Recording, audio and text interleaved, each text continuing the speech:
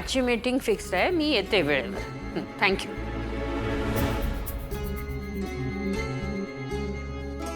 Sketch आर्टिस्टचा राजनला phone आला असेल का? राजन मीटिंगमध्ये बिझी असेल, पण त्याला विचारू का?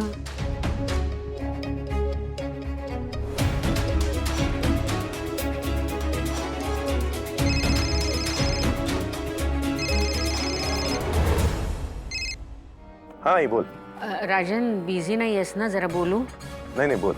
अरे मला तुला हेच विचारायचं होतं की त्या स्केच आर्टिस्टचा तुला काही फोन आला का? हो आई आला होता. त्याने स्केच रेडी केले असं सांगत होता, पण थोडंसं फिनिशिंग बाकी आहे. पण आज तुम्ही घेऊन जाऊ शकता असं म्हणाला. काय? आज स्केच आणायला बोलवलं त्यांनी? हो. अरे किती आनंदाची बातमी दिलीस तू. बापरे, मला तर आता राहवत नाहीये कधी एकदा माझ्या मोठ्या नातीचा चेहरा बघते असं झालंय मला. खूप आनंद झाला बघ. अगं आई मी समजू शकतो, पण आज एका मीटिंगसाठी मी बाहेर आलो, त्यामुळे मला आज नाही जाता येणार. पण रागिणी जाणार आहे. काय म्हणालास? रागिणी? हो, तू काळजी नको करूस, ती आणेल व्यवस्थित. राजन तू खरंच रागिणीला पाठवणार आहेस ते स्केच आणायला?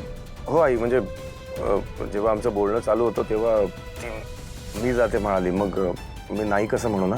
अरे पण तुझ्या मोठ्या मुलीचा विषय निघाला की तिच्या चेहऱ्यावर केवढा आनंद दिसतो हे माहिती ना तुला. आणि मला कळत नाही ही अचानक या सगळ्या प्रकरणात एवढा इंटरेस्ट का घ्यायला लागली आहे? आई काल जेव्हा विषय निघाला तेव्हा ती खूप खुश होती. म्हणाली अनिकाला एक मोठी बहीण मिळाली. आपण तर काही अनिकाला समजू शकलो नाही, पण मोठी बहीण नक्की तिला समजून घेईल. तिच्या सानिध्यात राहिल्यामुळे ती सुधारेल, तिच्यात बदल होईल. का कोण जाणे, पण मला असं वाटतं की फरक पडला तर पडला, नाहीतर. एवढं सगळं शहाण्यासारखं बोलली रागिणी? राजन मला तर काही हे पटत नाहीये.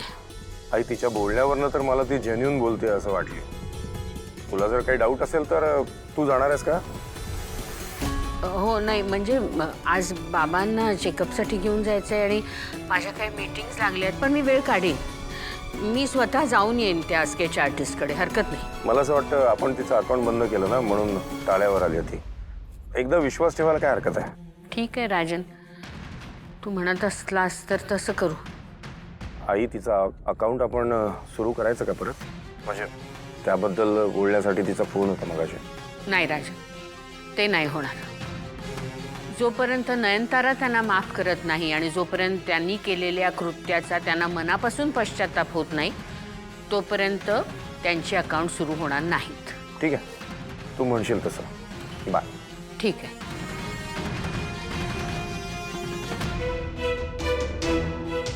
या रागिणीला माझ्या मोठ्या नातीमध्ये एवढा अचानक इंटरेस्ट का वाटायला लागला? आई आपण घरातल्यांसाठी कितीही करा, काहीही करा, त्याची किंमत शून्यच. त्यांना वाटतं आपण काही करतच नाही, फक्त घरात फुकट गिळतो. काय चुकीचं बोलतायत ते? त्यांनी तुझी किंमत करावी असं काय केलंयस तू आतापर्यंत तुझ्या आयुष्यात? बोल, तू पण मलाच बोल. ही वेळ टोमणे मारायचे नाही ना. माझे अकाउंट्स, तुझे अकाउंट्स फ्रीज झाले त्याच्याबद्दल विचार कर. ते म्हणजे माप काढत बसू नकोस.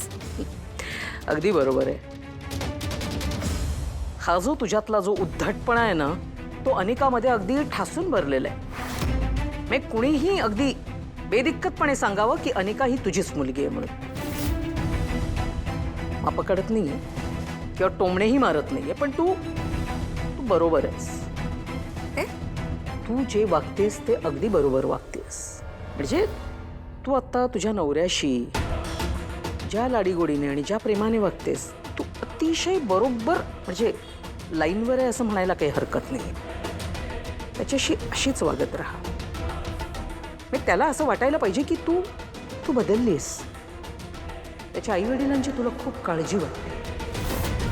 तुला त्याच्या आईवडिलांसाठी खूप काही करायचंय, त्यांची सेवा करायची, असं सगळं त्याला जाणवलं. म्हातारीची जी मोठी नात आहे ना, अनिकासाठी तू तिला सुद्धा ॲक्सेप्ट करायला तयारच, हे पण त्यांना कळू दे. आणि भले त्या म्हातारीशी खोटं खोटं का होईना, पण जरा गोड वागलीस तर खूप उत्तम होईल. म्हणजे तुझी ही जी काही कार्ड वगैरे जी काही बंद झाली आहेत ना ती आपोआप चालू होतील बघ. मी ओळखते ना. अरे मूर्ख असतात ही माणसं, या असल्या फालतू गोष्टींवर पाघळतात. हो काय? म्हणजे सगळं मीच करू. तू काय करणार? घरात बसून फुकट गिळणार? मी काय करणार? सगळ्यात जोखमीचं आणि महत्वाचं काम मी करणार आहे. ते म्हातारीची मोठी नात, ती नात जेव्हा मला सापडेल तेव्हा मी तिला मारून टाकणार आणि मग सगळीकडे आपलं राज्य. काय? परफेक्ट.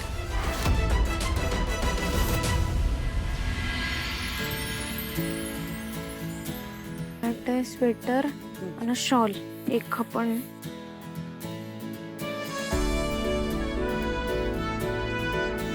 कमळी, काल आपण त्या मुलांना भेटलो, त्यांना मदत करायचं तू लगेच मनावर घेतलंस तुला.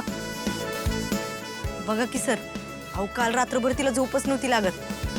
खरं काय म्हणा ऋषी सर, आपल्या कमळीने करून दाखवलं. खरंय, कमळी आहेच भारी. सर फक्त त्याच गरजू मुलांसाठी नाही तर आपल्या कॉलेजमधली बी काही गरजू विद्यार्थी आहेत त्यांच्यासाठी बी ही मदत आहे.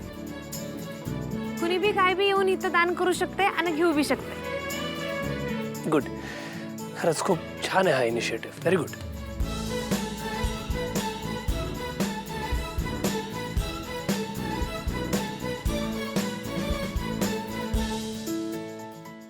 कुठे गेली अनिका अचानक आता?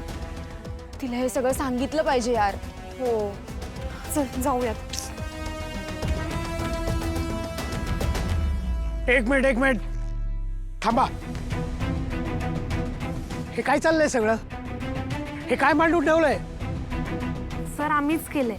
म्हणजे आपल्या कॉलेजच्या आवारात जी लहान मुलं आहेत, जी गरजू आहेत, त्याचबरोबर रस्त्यावरची गरजू माणसं, परत आपल्या कॉलेजमधलीच काही विद्यार्थी आहेत, त्यांच्यासाठी ही मदत म्हणून हिरकणी स्टँड आपण केलाय. हे कॉलेज म्हणजे काय तुम्हाला काय धर्मशाळा वाटले? कोणी उठतं आणि कधी काही करतं ते. आणि तू काय स्वतःला प्रिन्सिपल समजायला लागलेस? एक मिनिट सर, असं का बोलतोय तुम्ही? चांगलंच काम करते ना ती. हो ऋषी सर, अहो पण कॉलेजमध्ये कोणताही उपक्रम राबवताना आधी प्रिन्सिपल सरांची किंवा ते हजर नसताना माझी परमिशन घ्यायची असते. हे माहित नाही का तिला? आयडियली बरोबर आहे तुमचं, पण चुकून राहिलं असेल तिच्याकडनं. आणि इतक्या चांगल्या उपक्रमासाठी तुमचा नकार असणार होता का? प्रश्न तो नाही आहे ऋषी सर. तुम्हाला माहितीच आहे की मी नियमानुसार चालणारा माणूस आहे. अहो मलाही पुढे उत्तरं द्यायला लागतात. त्यातून प्रिन्सिपल सर हजर नसताना तर मी ह्या गोष्टी होऊच देणार नाही. यावेळी मी कमळीला माफ करणार नाही. जे साहेब म्हणून काय झालं, मी तिचा मनमानी कारभार खपवून घेणार नाही. मी आत्ताच अन्नपूर्णा मॅडमकडे तिची कंप्लेंट करणार आहे.